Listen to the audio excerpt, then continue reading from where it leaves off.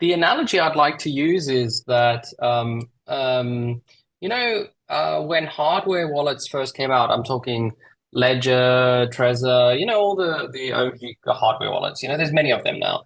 The idea behind a hardware wallet is like it's allows you to you can connect your a hardware wallet to any machine in the world and have some kind of guarantees that only you as the user can spend your assets. You have control over, and you can. The idea is even better. You can connect your hardware wallet to the most. It could be a virus-ridden PC. It can be malicious. It can be untrusted. You can connect basically. You can connect your crypto vault to an untrusted machine, and you know exactly where your money is going, and you have control of how to spend it. That malicious device cannot spend your tokens for you without your approval.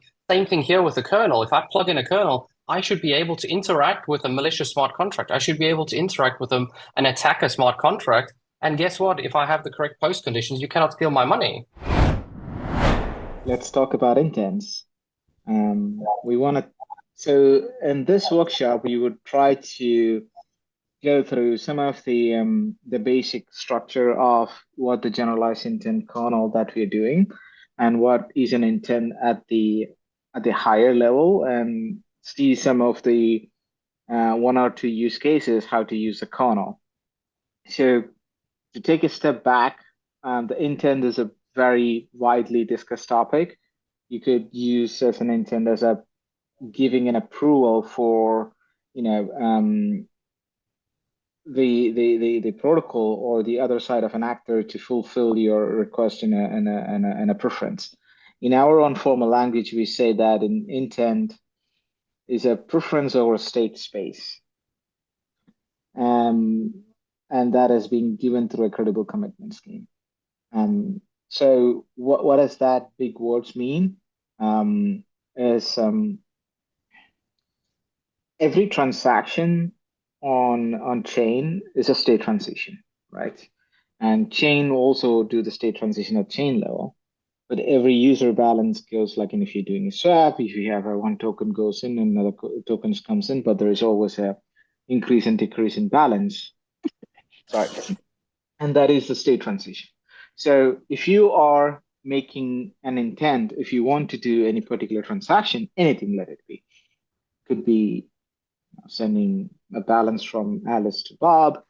It could be from doing buying a token using a DEX, or sending a tokens for some kind of a lending, some giving an approval for the yield farms just to give you certain kind of an yield to do that, or in a generic fashion. Currently, like most of these are MEV related intents, are very short term, but the above mentioned categories that intents, you can also like long term intent that you say that I want to have X. So, and in a very simple way to think, like you can actually say that I want to get 5% fixed yield. That's an intent, but you take whatever the rest of it. Well, we see this as a protocol logic in our current format, but how when the intent comes, it flipped the whole thing. Is like user is demanding something, and the other side of the market says we can fulfill, we can fulfill, and they have to fulfill. They must do that.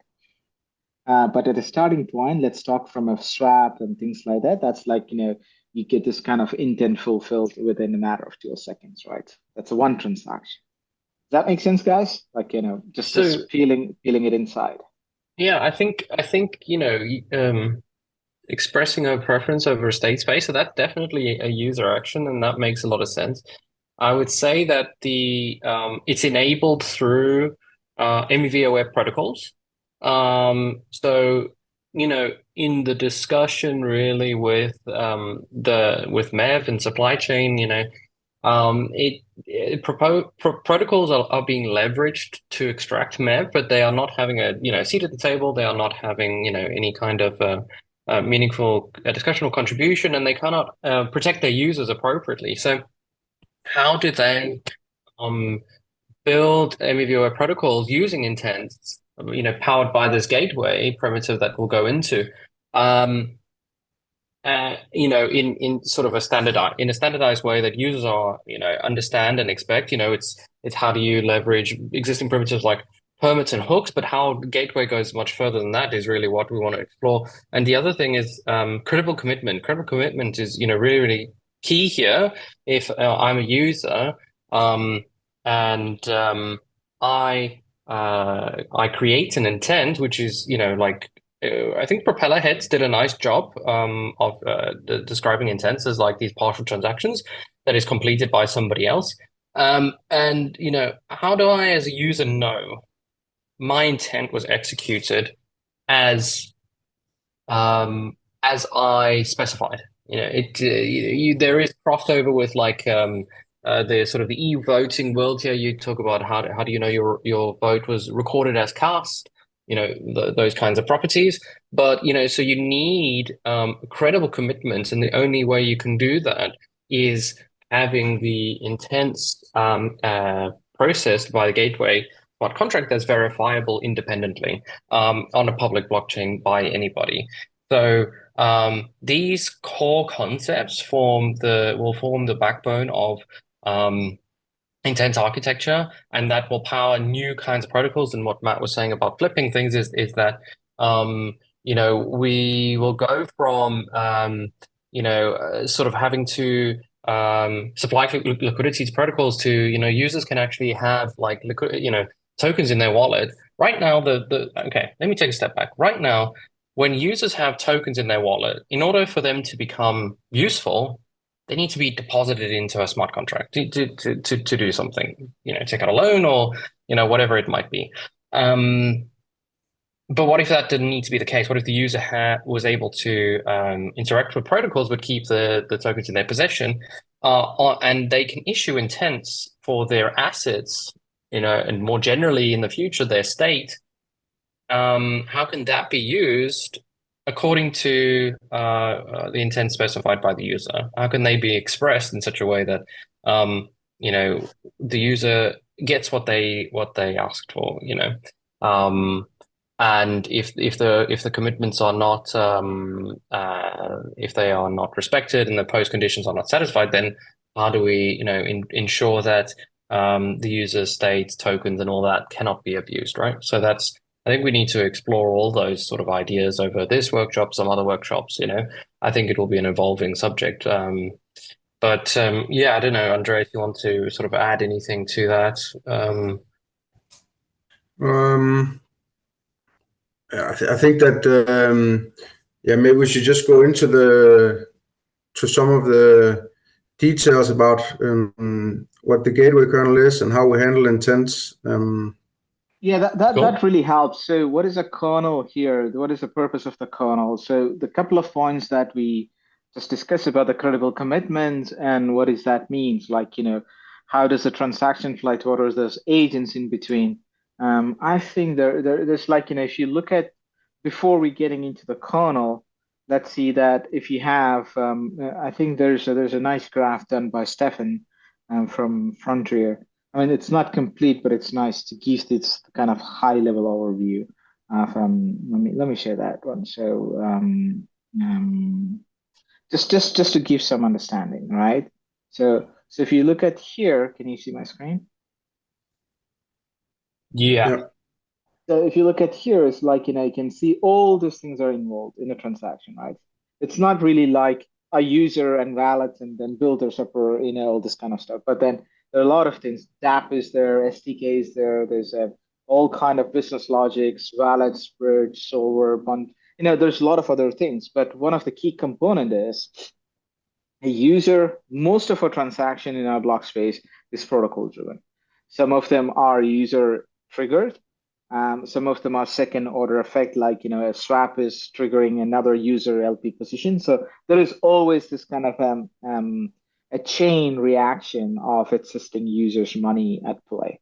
You can call this LVR, losses versus rebalancing effect, that later Tim was talking about how this kind of capital efficiency or the AMM, and you have this kind of a back running for the bots do for Aave and Compound, but where the user is passive, the original guy who is going to lose the money, but there is another user who want to go after it. So then you'll all be running. So what currently the problem is, the intent landscape doesn't really have this kind of a very composable reach to all these elements at play. Rather, what they do is like what we have is using the permits, the permits that we were traditionally used for UX improvement, like create two, permit two, and all those kind of things, and hooks, and give it to an RPC endpoint, which is like super naive way to think about it, like you literally giving your transaction to an RPC. But there are some sort of guarantees that the permits will give, but that limits what the intents can do. The intents, if the user or the protocol want to make it programmable, it needs to be composable. It needs to be like in a more contract driven. So then it will be credible, right? The credible the credibly neutral intents that no one can coerce their them or over that one. So just like RFQ, you don't know what's happening behind the scene. But here, the intents can be broadcasted to any person. So let it be going through a solver for auctions. Now the auctions, any kind of auctions can happen. And you don't need to trust the auction at all because you will get your intent back. That's called the post conditions. So what do you need is a co-processor for your intent at the contract level. The smart contract will do that. And that's what the kernel is trying to achieve here, is creating a state S0 to S prime, which basically explained it as a user, if you're trying to do one transaction, your resulting transaction is S prime. Anything in between, that's called the post condition. So whatever that you wish will translate to an outcome. And people can actually use that liquidity for other things. They can use it. So this could be codified in a short term, in a long term, in a time bounded manner, in a capital bounded manner, anything that you want to. And we will be discussing about this kind of the kernel is a very general artifact, like which will allow you to broadcast and co-process this to make sure it's credibly neutral. But then there are other layers, like the types of intents, like what is he using for? Is it swap, or is it this, or is it specific customizable? Then the building blocks around it, the semantics, the business logic that you want, right? Like you have Uniswap has some sort of a building blocks. Curve has like an amplification quotient. Aave has certain kind of a tokens, and then Compound has a different liquidation preferences. Yearn has different strategies. You want to have all these things to come in. So it's an approach, but the core part of this is the kernel. Kernel will allow you to programmably broadcast or codify this intent in a variety of time span. Short term, using the permits, hybrid manner, or just encode it in the smart contracts, encode it in the protocol itself. Now the protocols can leverage. So there's a lot of things here.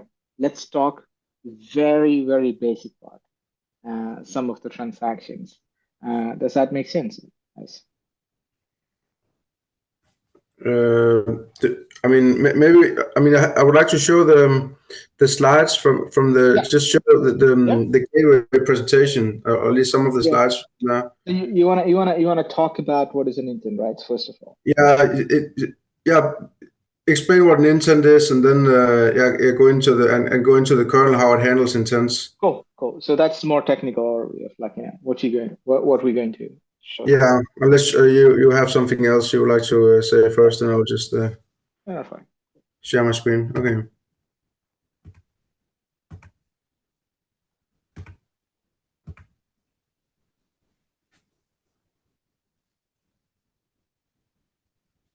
Can you see my screen now?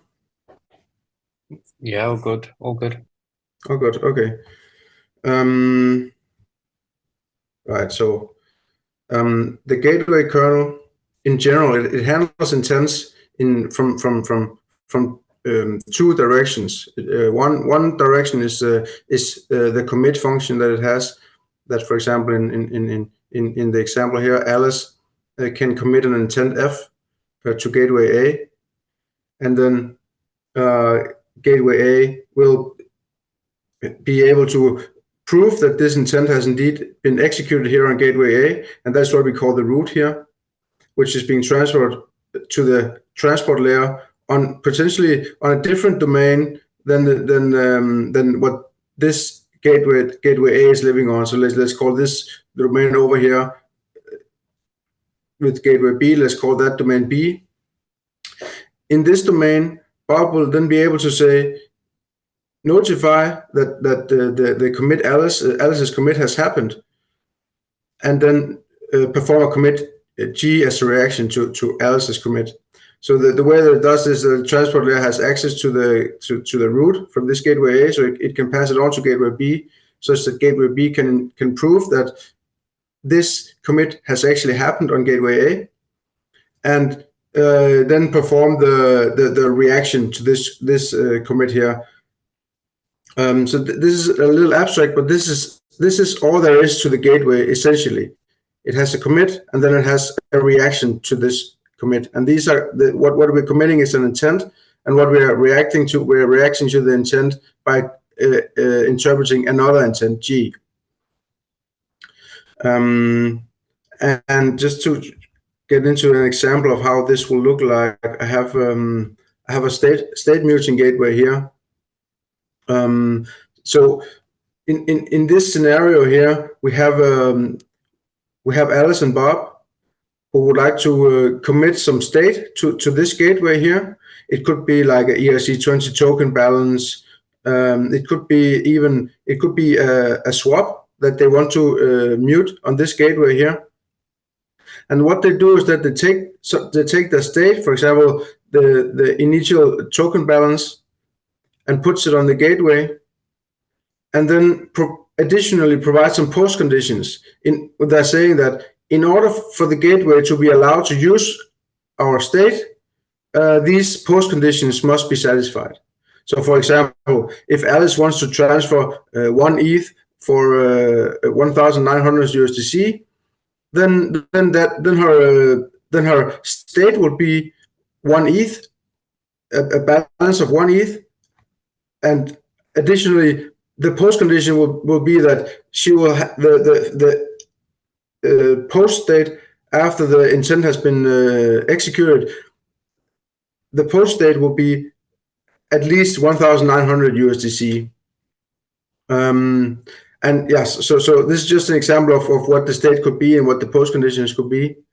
The gateway will then be able to provide the accumulated root to the transport layer, and then Carol can come and execute some transaction which uses the state. She can go to the bundle master here and execute her transaction. And what she can do while executing this transaction is that she can borrow some of the state from the gateway in order to execute this transaction. And she will actually receive the state from the gateway, but the bundle master will make sure that the post conditions are satisfied. That is, for example, in order to be able to use Alice's ETH, sure, you can borrow Alice's ETH, but I'm going to check afterwards that Alice has at least 1,900 USDC after you have borrowed ETH from Alice. And similarly, Bob's post conditions also needs to be satisfied if she borrows Bob's state. So in this way, we can implement a swap functionality essentially with state muting and post conditions. Afterwards, Alice and Bob will be able to say that they want to have their state back on mute state, and the transport layer will be able to execute on the gateway, and the state can be unmuted. So as an application, I don't have to worry about building the gateway myself. It's just a downloadable package, right? So I just build the application logic on top, right? So right. So yeah. So that's what I'm working on at the moment. So I'm working on the problem with this. Is that the general gateways that is very generic. So if I go back to the slide with the gateway, it's very generic. The commit can be anything. This F is just some bytes. So really, it can be anything. This commit, and which is going to make it very hard to understand what are the intents that are understood by this gateway A? What is the structure of gateway F? What does it mean when I see this byte sequence to gateway A? And so because of this, I have been working on simplifying the understanding the semantics of the intents. So I'm providing some. So the idea is to have like intent types that a gateway understands a particular intent type for this commit F, which defines the structure of the byte sequence in F. And additionally, on top of just having, so first of all, you have a definition of the structure on the bytes in F, but also I'm implementing basic building blocks, or I'm actually calling them segments. I'm implementing segments which are being used to build intents. And the reason for having these segments is, first of all, it makes it easier. You can just look at the intent and see it has this and this and this and this segments. Okay, then I can quickly understand what it does.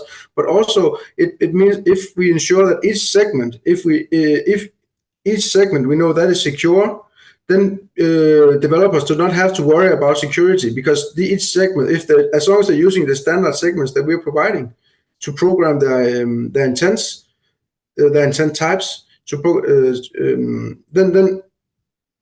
they will be secure what they're doing, and they will not like lose any ETH or whatever. A framework's always good, right? A framework is always good because the frameworks can be reviewed, and it's just very reusable. Yeah. Also, and if these segments are small, each segment is small, then we can actually formally verify them as well. Formally verify their security. Okay. So what kind of I don't know if you want to touch a bit about the formal methods and approaches that that we employ at Blockswap. So, how would you take an intent type or an intent parser? So it's very expressive, right? So how do we go from that, designing an intent for verifying each step, sort of like kind of like the general process?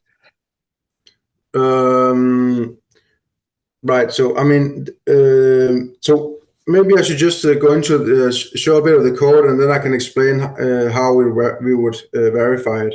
Right. Okay. No, it's up here.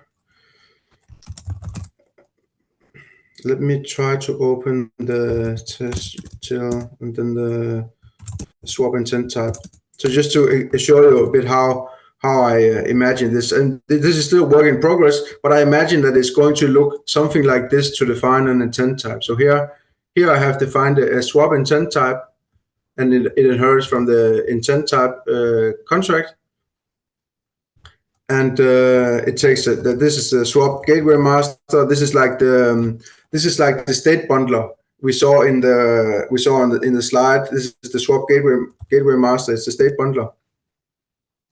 And then I'm just taking segments, pushing segments like this. So I'm defining. So what I do here is I define the swap intent type by adding segments to it. So initially the segment types is just empty. There are no segment types, but then I'm pushing one segment type after another to define the semantics of the swap of swap intents, and also the byte structure of swap intents. So for example, here I have a mute segment type, which is there to mute state. Which is muting state muting segment type. Then I have a timeout segment type. This is a segment type that puts a timeout on the swap intents so that Alice can commit her swap intent. But if the swap intent is not fulfilled by an executor in a certain amount of time before the timeout, then she will be able to get her original deposit back. So if you want to, for example, if Alice wants to swap 1 ETH or 1,900 USDC, and that we have a timeout, she will be able to get back her 1 ETH. Additionally, so we have this mute, we have muting functionality, we have timeout functionality, and we also have post-condition functionality, which says that you can, after the state mutation has happened, before the state is released back to Alice, then this post condition needs to be satisfied. So, for example, if the gateway master updates the state, this, in order to be able to do this, these post conditions must be satisfied. And then in the end, there is an unmute state, unmute segment to unmute the state, transfer the state back to Alice. So if she has made a transfer, a swap 1 ETH to 1,900 USDC, then in the end, and the post condition is satisfied, then in the end, the state will be she will get her 1,900 USDC, and that's what this segment says. We're building up. We're basically like from a raw byte stream building up a way to part that byte stream, right? By defining these intent types. So these intent types will be like kind of like EIPs, well structured, and they will define their individual segments. And you know, then that the stream can be consumed in, you know, very parser, you know, like a standard parser method. You know, you have a look ahead and stuff like that, and it just becomes. You can use these. What do you call them? Building blocks, right? Yes, segments. I have a question then. So if that is the case, that how do we approach this? Like the kernel is there, but the intent types, are we going to define this for easy for the reference purpose? Like we trying to model this based on some of the widely used functionalities like swap type or other kind of stuff, or is there any kind of taxonomy like for this kind of things? How do you want to define the types? Right. I mean, we can. I mean, classification. I'm just talking. So do you have anything in your mind? Like just this is. I know it's very early stage.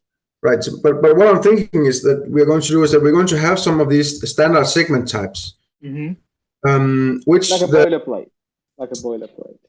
Right.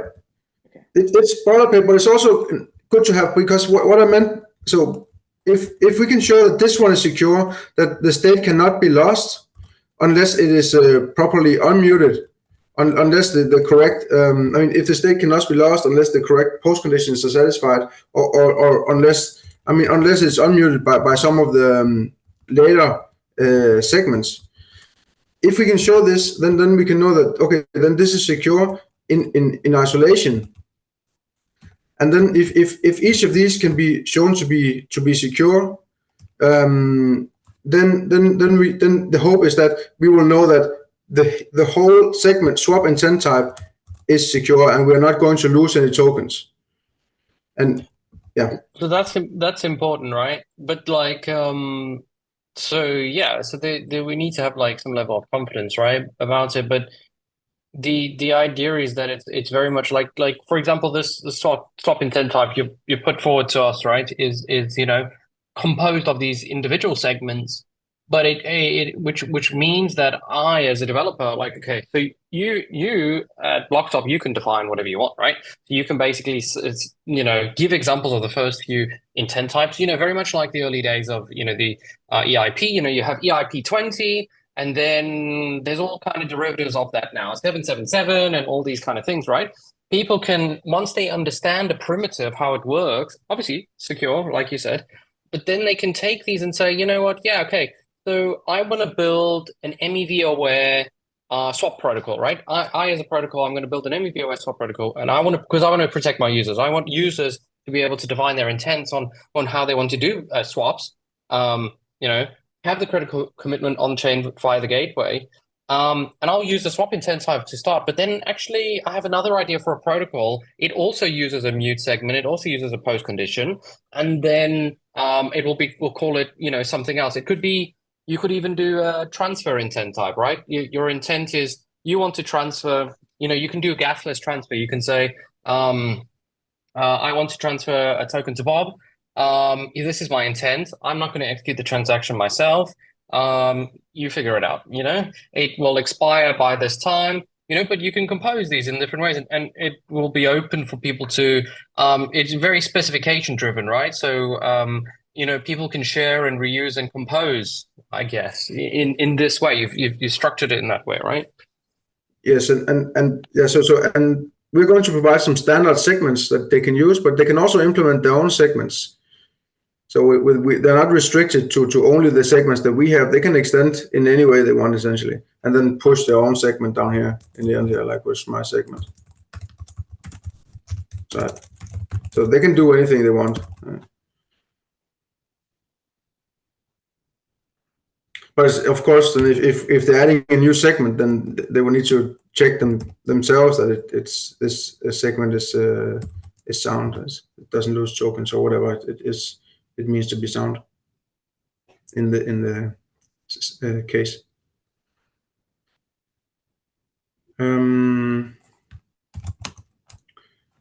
Yeah, I have a test, Foundry test over here that I'm working on at the moment, which just showcases how it's going to look like, approximately. I have this test here, and in here I'm going to commit an ETH to USDC intent, which is my ETH to USDC intent is this intent here that I have encoded with bytes up here. So there will be a better way of encoding it. Right now it's just concatenating bytes. But what it says here is that it provides the initial state, that it provides the state that it needs to be working on, and then it provides the initial ETH token balance that the user wants with 1 ETH, and then it is a timestamp. This just means there's not going to be a timeout because I'm adding a timestamp +1, and then I say 1,900 USDC is my final USDC token balance requirement. That's my post condition. So I say I want to swap 1 ETH for 1,900 USDC. And then there's another guy who wants to swap 2,000 USDC for 1 ETH. Then what we can do is that we can bundle this together. And so first we commit. The way the users are doing this, first they commit these intents. So first the first intent is committed, and then we check that the gateway master ETH balance has increased to 1, because the tokens, the ETH token from the intent is being transferred to the gateway master. And can be used by the gateway master. And then we also commit the USDC to ETH intent, which is transferring 2,000 USDC to the gateway master. Then afterwards, we're going to actually perform the swap of following my algorithm that I have defined up here. It's a very, very simple algorithm, which is just, I'm assuming already I know the input states. So it just takes the first state and the second state, and then it fulfills the first ETH to USDC. The start token of that one is the ETH token. So it will transfer to USDC to ETH, because the USDC to ETH guy wants to receive 1 ETH, which I can do by using the ETH from up here. So I'm taking the start token amount, the 1 ETH that is coming from this intent, and transferring to the state of this intent. And then I'm taking the 2,000 all the 2,000 USDC from this intent, and transferring them to this intent over here to fulfill the intent to perform the swap. And this is how the swap is performed. And then I check that all then I want to check that all the post conditions are satisfied, that in the end that the ETH to USDC user has got his USDC token balance correct, and the guy who wants to have an ETH has received his ETH, and then also in the end that there's 100 USDC left in the swap contract as a profit to whoever is facilitated the swap. So this is just how I envision how it looks like currently. It's still work in progress, but so it definitely was a lot of things is going to be cleared out. It's going to be much nicer, I think. But yeah, the idea is to be able to do something like this, to perform swaps. How are we enforcing the post conditions, right? So these users are creating their intent, great. Yes. But how do we know, beyond the fact that they got the right token, how are we enforcing, the post conditions? Right, that is being enforced. So that is being defined here. The post condition here is that, so this guy says he wants to have 1,900 USDC in the end, and this guy says or it should be initial. So let me put myself in the shoes of a searcher in the current MEV supply chain, right? So basically, a searcher can look out for any intents coming from, quote unquote, the protocol. So these are very much protocol driven, right? So we rely on wallets or protocol, whoever want to basically tell the market they have an intent and that intent has been broadcasted. They can compose it like you have like two intents and then there's been composed it, but the user doesn't really have to worry about who is on the other side, correct? Yes.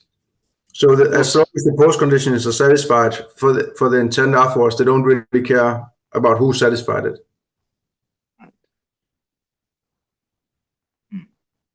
And yeah, so the thing is that, so this is so this is coming from the 1,900, which is coming from the post condition segment, which is defined for the swap intent just to be a reading. This just to be the final amount of tokens that is wanted. So for the one who wants to swap 1 ETH for 1,900 USDC, it will be this, and the other guy who wants to swap 2,000 USDC for 1 ETH, it will be 1 ETH down here. The post condition, and then using, but when we call the swap, perform swap, it does a lot of stuff here. Down here to call the kernel, set up the parameters. Of course, this is going to be automated for the users, most of this stuff. But what it does here when we get down here to the execute is that we have the execute will pass the bytes given here in order to according to the segments that were provided. So we can actually look, if we go and look at the segments on the other side in swap intent type.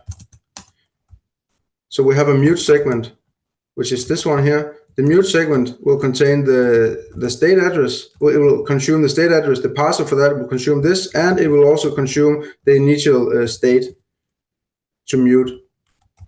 And then the post condition, the timeout segment will consume the timeout, and then the post condition segment will consume the ETH that you want, the final amount that you want. In this case, the 1 ETH. Why do we think timeout's useful? Right. Yes. So we can imagine that a user puts up a swap intent, which is good at the time being, but it could be that the exchange rates between the USDC and ETH changes, and then the searcher or whoever is going to perform the swap can wait for a very good time to perform the swap, and then the user is potentially losing quite a lot because if the exchange rate has changed in a bad way for the user, he will not be getting a good deal. Then the deal that he was proposing may not be so good anymore. So that's what the timeout is there for. So the user can say, I think that this will be good for 10 minutes, and then after the 10 minutes, if nobody has executed the intent, he will just be able to get it back and provide a new intent, or wait and provide a different intent at another point or something like that. Right. Okay. So so that's something for a user, but I guess there might be some kind of intents which don't have a timeout, or do have a timeout, but the timeout might be quite long. It might be, so the assumption here is that anyone can also complete this these intents. So basically, provided the post conditions are satisfied, anyone can basically just execute it, right? But Perhaps you might build intent types where user has to approve the final submission. So it's kind of like you present a complete transaction, and then the user says, "Yep, yep, you can consume my intent, but only with a specific execute parameter, right?" Basically, if you can, so there's different options here. I guess a simple intent as well that you can say is like you can define an intent where basically you say to anyone, I have a balance of like 100 beans tokens. It will anyone can use these tokens within a 24-hour period. Anyone can use it as long as I get the tokens back, and all kind of possibilities are there in between, and the user may get like some kickback for that. Yeah, But the yeah, but intents will ensure that they get it back, right? the way Yes. that I understood what Andre was saying, the base deal is this: I want X, Okay. right? And the market can decide, yeah, I'll fulfill that, but over the course, if you just take a step back, that's like a one-to-one, and I want it, but it's like it's a market. The market always says that, yeah, anyone can start from that point, right? That you cannot go down. So, for example, if you're giving 1,200 USDC, no one can actually come and say like, I will only give you 190, Yeah. 1,199. If the user says that, it's fine. It's fine. That's a totally different story, right? So you can actually have that. But the base is the base. Now the market will this is the game theory, right? You pay to win and then you pay not to lose, right? Eventually, that's the game that the discussion when we had it. So the market for the first of the courts will say that, yeah, anyway, I can pay you 100 to 100, but then the market can also say that I would pay you more. Like, when I send it, when I try to send to the Wise and TransferWise and other kind of transactions, they say we are, these are the market traits, but we sometimes we are up, we are low. So it's very sentimental. Like, who do you want to give? Maybe you try to use that service because you like their services. Similarly, they intend to build such a services like that, and we can provide you fast finality, and we can get you this very, very much faster. We can protect you from the front running in an order of magnitude, but the intent will be given. But maybe we could also give you some kickbacks. This is called the netting in the financial space. Like, you can have a group of people in a transaction in a day, like they together come together and process parts of the operations, and they all get a piece of it back. So, sometimes you will see that, oh, we got a better FX rate. So your dollar was converted into Canadian dollar in a different rate. So we have to be very transparent with you. We're going to give you back. So there's always a middle market there, right? So this can come because the user will not lose, but there's an upside. There's like unbounded upside, and the market can form around it. So that's the base layer. That's the floor that we're setting, and the sooner or later the market segments will try to optimize it around it. What are the best path and what is the best rates? Within 12 seconds, there could be like hundreds of trades happens in a Coinbase. They can do this for them, because it's the user wants something, and then you always, at the moment, the intents work in such a way that the dexes have certain rates, and you can get a better rate. But we don't know what the future holds of. That makes sense. The intent, when Andrea said that a deal, that makes me a lot of clarity. That's a deal. That's a base deal. That's the user is having the power. It could be user, it could be protocol, anything. But the originator, right? Technical term. Yeah, So so Makes sense. there's a lot of flexibility in this, I think, and one can also imagine a scenario where the searchers will be able to compete for the best price to the users. Um, or but how much you can expand. What is the like? If you put in a very large picture, like kernel is there, then there's segments, then there's like the types, and then you can add it. Is there any kind of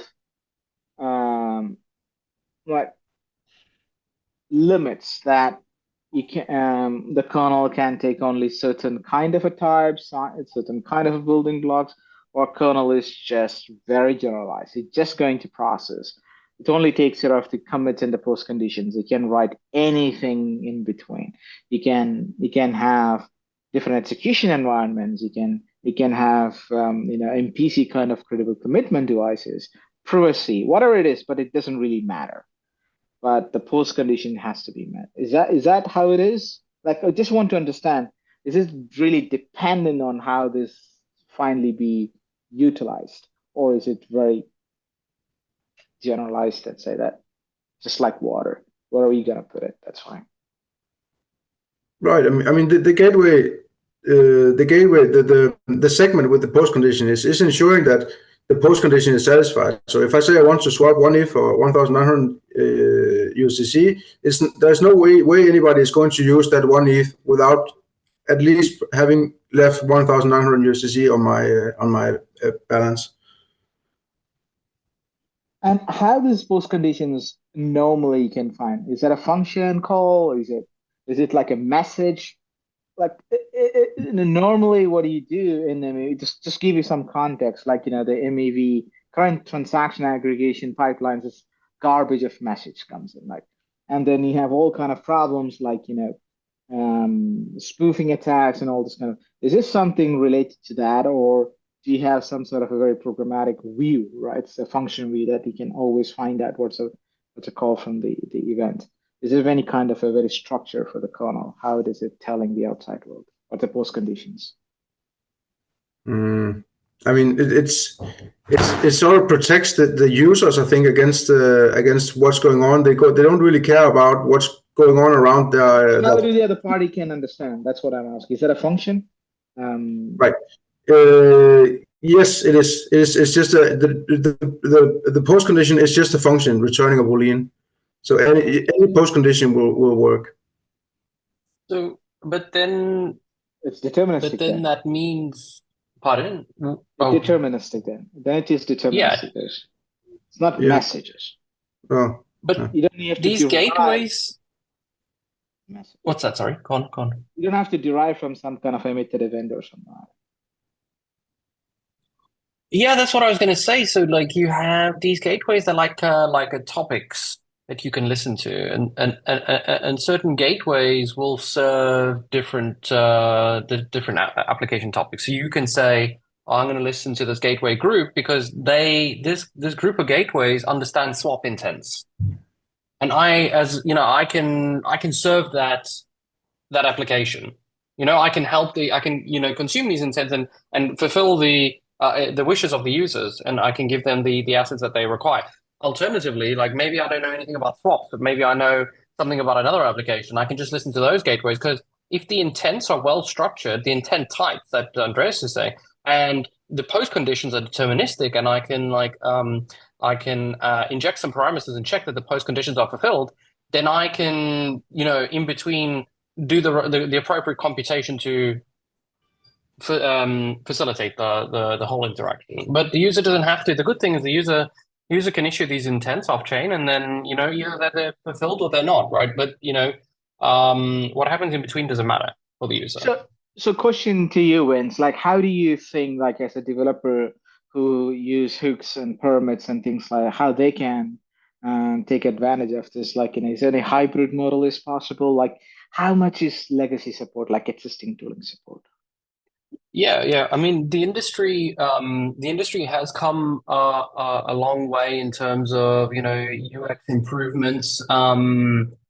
I would say one of the biggest UX improvements on Ethereum was like 1559. It allowed for much smoother transaction inclusion and stuff like that. And we have now more tooling being built around. So a lot of protocols are talking about permit 2 and all that sort of things. And now hooks, which was sort of really, it was there for a long time in Open Zeppelin's smart contract suite, and now it's coming to the center stage. And it's captured the mindshare really. So yeah, we can put all these familiar layers on top of this that help actually developers smoothly transition into this world of intents, but with familiar tooling that is already well established. So if you think of it, like the basic flow is that user issuing an intent can be done in many ways. So user can actually ahead of time can actually commit an intent on chain, which will mute their state. So state muting is a really important concept. That means that your state is as a user is no longer open. So as a user, you own a wide variety of state in your account on Ethereum. So what's happening under the hood is when you have an account and it has a token balance, essentially it's just like a state mapping. Your ECDSA address is mapped onto some state underneath, and it's replicated into many storage. So the storage of many nodes. But that stage is open, and when you touched upon it a little bit at the start of this workshop, is you're giving your transaction to an RPC endpoint, and just because so a permit is nothing more than just like when we're talking about tokens, it's just an approval mechanism. But transaction can be included before or after your transaction, and that can give people some kind of advantage, and that's so the gateway is designed so that when the commit is actually processed, nothing else can actually manipulate that state. But permits can be used to try and basically improve on the UX experience to avoid giving a heads up to anybody that a certain transaction is going to take place. Now, if you talk about if you use the swap intent that Andreas was showing, essentially what is happening is you're basically a user is saying let's say the user is swapping one wrapped ETH for 1,900 USDC. Okay, well that's fine. They are just specifying that essentially as a post condition. Like the post condition is that the wrapped ETH is going down by 1, USDC balance is going up by at least 1,900. Actually they're just specifying 1,900 so that they'll get that exactly. How that is achieved in between doesn't really matter, right? And that's where the hooks can step in. So you create the intent. That's the user's main involvement in this flow is creating the intent. They do that. They specify the post conditions, under the specific intent type. And when that intent is invoked, it will trigger a hook. So that hook can be your protocol. It can be anything else. Something happens in between, and then a post condition is verified. Either the post condition is correct or it's not. But that can be executed atomically in one transaction without being front run, back run, upside, all these things that we're experiencing today. So UX for developers will feel very familiar, and we'll use existing tooling, that is built over the years. That means we can get some developers don't have to sort of relearn anything. They a lot of complexity is abstracted away. Right. So my question would be what's your dream? What's your imagination what the intent could do it in the future? This is for you to Andreas. Well, before we what is the possibilities that you really like to see? Well, I'd love to scale it. Scale Ethereum without a different execution layer, shared execution layer. So you want to have a scaling that's more into the other end of how do you basically make this much more faster, fluid, and without having bottlenecks of the block inclusion mandatory requirement. Yeah, but and without compromising on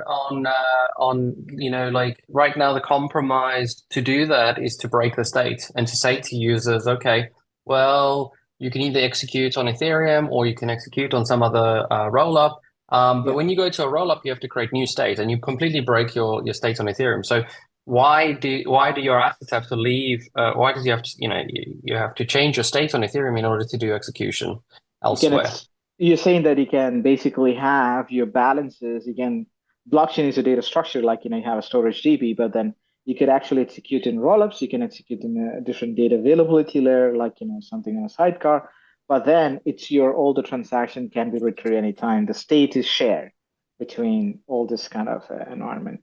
Can you do that a very multi-environment composable?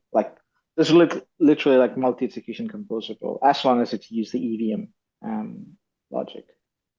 As long as you use EVM and Gateway for state extension. then you have this as a possibility. You can build So applications for using your tokens anywhere without liquidity problems, right? So normally you need liquidity providers on both sides, right? And to do this. so the intent is a deal that it doesn't really care where this the other counterparties are coming. It could be like in between SQL database or the Coinbase or Binance guys can just say that I will do this, but just map execution path and just goes and so finally this comes back. What goes out, it comes back, and the user always gets it.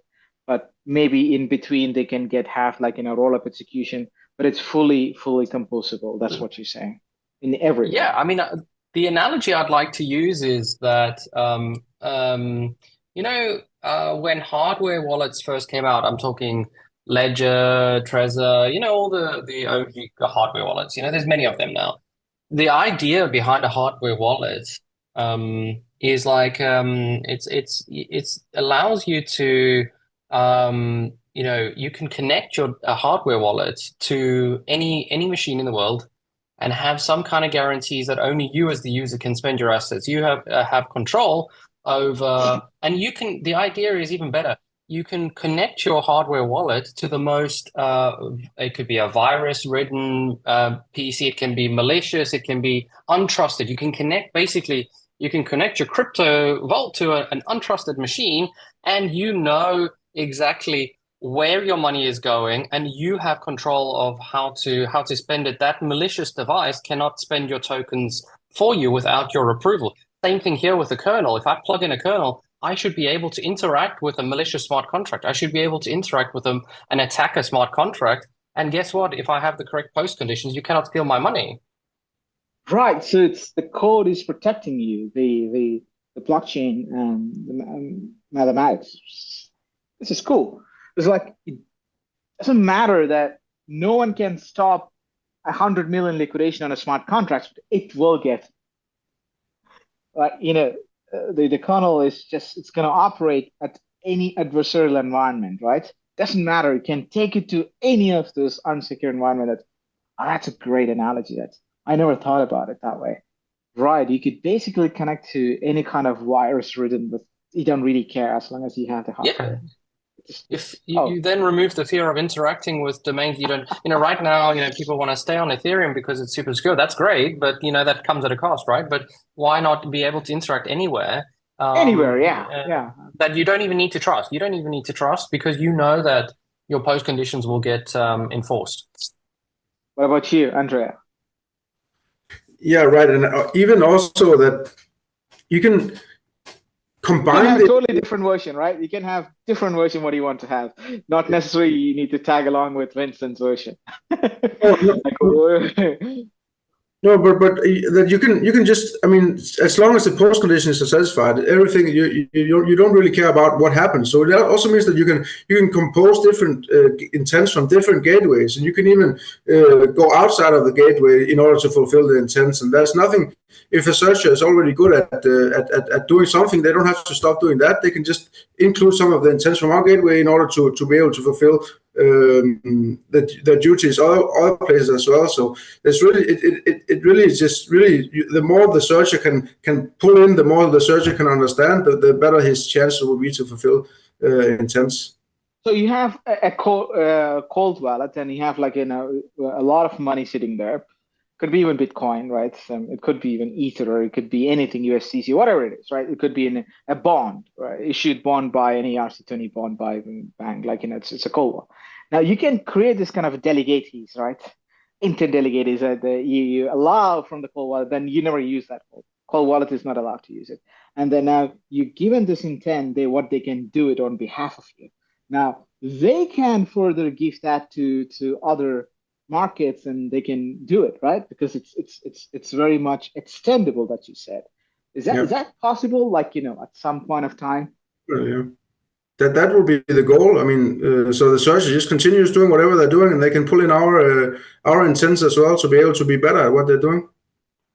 Right. So all the RW, the real world assets, they still sits in the safe locker, like but they say that these are the intents that is could be used, and that it could be only be used for that. Then they delegate it, and then kind of an asset manager, but they receive this intent programmatically. Now they can only do certain things, but they can just further give approvals to this and create intents. That would be awesome. And then they could also you could also put the programs like, I only want certain kind of validators to approve my transactions, right? So That would be possible. That would be a post condition. Yeah. yeah, that's like you could have anything, so you just don't want to have any kind of trouble. And then you can also extend to other rollups, like if you have a base rollups and then say, yeah, push it to the base rollup. But it's an Ethereum, so if that rollup goes down or any problem, you can always come back to Ethereum. Oh, okay. Now I get this kind of a very extendable, composable manner of this guy. That's really cool.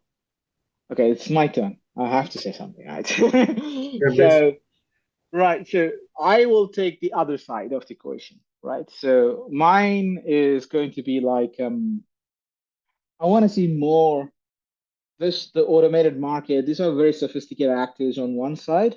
The way that I see is like, most of the searches, builders, aggregators, protocols, they're more codified. They want to, like, a sub-second basis, they can see the strategies. I want to have this kind of a user. How do we onboard? How do we onboard a billion user? How can we empower 100 million users and then they go around and they bring more users, right? You need to give them the tools, the UX, quote unquote UX. How can we bring this kind of a very the way that I come from machine learning background, so it's like functional amplification. That's my word, right? How do you empower users? Like, you go to ChatGPT, go to somewhere like, how do you make that person much more effective, 10x, 100x productive more, right?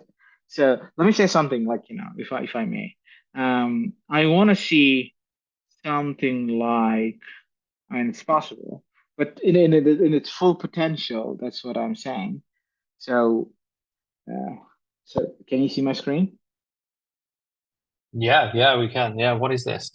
So it's like basically like a chatbot, like, you can actually integrate. So this is the other side of the spectrum where the users, the pipeline of the users, like wallets and other kind of protocols try to integrate to serve the users, right? Web2, right? You have a lot of toolings available there. But now you don't know what to do. You don't know what to swap. So you want to send the tokens, you want to stake ETH, you want to swap tokens, like, common things. But anyone could actually bring this kind of a new kind of toolings like agents. But most people doesn't know what's a swap, what's a limit order, what's a slippage, what is impermanent loss. Even if you're LPing, all they want to say have like the most conversation.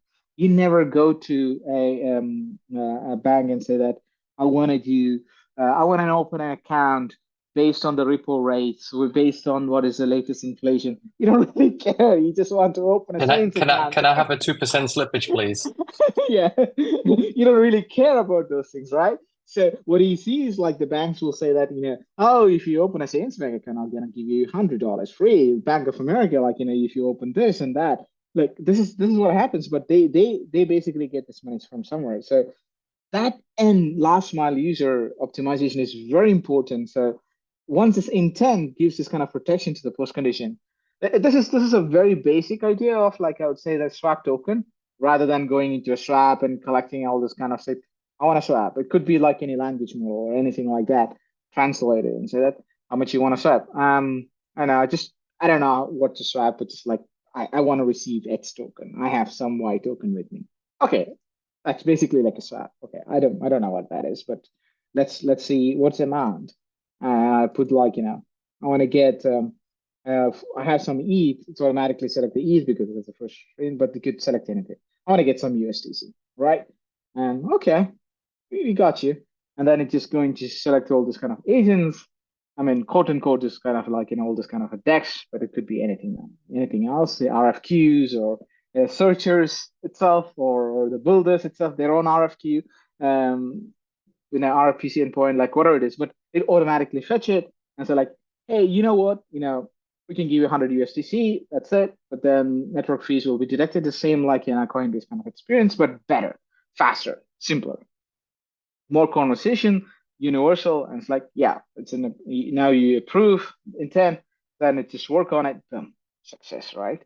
And now it also tells you, now I got you. Next time you don't really have to go through these 3 steps like Amazon, like, Amazon like experience. First time you have to put the card details, etc., etc. The second time, cut down to one click, right?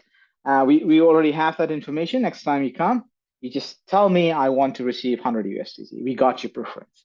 We got you there. Something like that. Like every step of the way, they will feel this fulfillment. So there's like, I want to bring my friend here. I want to bring, how can I send a referral link and then bring them? But then the whole apparatus just comes around them, turning, their wish into a reality. I mean, it may take some time, but it's totally possible. At the very basic chatbot, we can actually do with an intent, but I don't know how much AI can come in. I wish. Think about I wanna open a loan, right? You always say like I have some sort of accounts with tokens with me. Could you go and get me a loan? And I just want to make sure that I want to have like $10,000 worth of this. So, Uh, yeah, I mean, yeah, this actually makes a lot of sense. So, well, if you go to buy a house, yeah. you know, what we're talking, if I'm talking sort of everyday person who doesn't spend any time in the mortgage market, right? Yeah. You So don't, to start with, who are the lenders? I don't know. Do I care? I just want to buy a house, right? So, your chatbot illustrated like really nicely how you can be like, okay, well, you have a goal. You have a goal. You don't care how, obviously there are different ways of facilitating it, but it's the same as like buying a house. You have a goal, which is to buy it. Your budget is like $100, and they will say to you, your mortgage broker will say to you, okay, well, yeah, you can borrow, to buy this house. You need to put percentage down, but you need to borrow some money. And there are ABC lenders. Here are the lenders. These are their terms and conditions. You select one and you select the best one for you, right? It shouldn't be that different. I mean, it's quite hard, to follow in DeFi, all of the protocols that are spinning up, and so that's why people are going through like a broker, right? And as long as their intent is fulfilled and they pay the price that they want to pay, well, why can't the UX be simpler can for I? them? And if you're advanced, then you go and do you go to the advanced dashboards and do the fancy trading. So I have a question like, if this is the thing that you're saying, can you make it private? Can you tell this and I want to do a mortgage? Can you broadcast this in a private information, um, with not revealing to everyone? Like, is it a privacy is possible with the intent broadcasting? Some sort of an You're NPC scheme. You can basically deliver to a market, and only certain kind of people can decrypt that information, and they can provide you uh, this. right. So, when yeah, so this is so it goes back to transaction inclusion, right? So you have like a transaction that you want to execute, and How it needs to much get inside the information that you block, want to right? reveal? How Hey, much hey guys, information that is you it want to okay? reveal? Is it okay? Is it okay if I go now? Yeah, yeah, I cool. I have to go and pick Yeah, up my sure. son. They just saw Cool. me from the from the No daycare. problem. Okay, Cool. thanks. Thanks. Bye. Thanks, Andre. Yeah, cool. Yeah, thank you. Yeah. Yeah. We're gonna wrap with the NPC scheme. Is it possible that you can actually deliver this to an NPC and then decrypt it? Right. Because yeah. So that's so right. Yeah. Just to give some context, 'cause maybe you don't really know when you're using MetaMask or using some kind of wallet, you're going via some kind of RPC endpoint, right? You're basically Mm. putting something in a pool for everybody to realize. But why do you need to do that, right? So um, alternatively, you can use an NPC scheme to only allow certain actors to sort of be able to have access to your intent and to be able to facilitate that intent. And that is not going via some API endpoint. That is purely non-interactive process that only certain privileged parties can actually perform. So you completely eliminate the need to go via a mempool every time. Yeah, Um, that would be very interesting because you just want to do some sort of a big, large, you know, things, and you just don't want to tell everyone, but you know who you want to tell. I mean, like BlackRock, does BlackRock want to let everybody know about every trade that they're performing? You know, if you're trying to, because then otherwise you'll move the market, right? Yeah. That's pretty interesting. Cool. Honestly, it coming, like, let's see. Let's push some of this to the public. We're gonna push this on the PON, right? PON repo. Sooner or later, I'll be Right. intense. Okay. Yeah. Cool. Should be really interesting. All right, let's get some intense intent to go. All right, cool. Thanks. All right, bye. All right. Hey.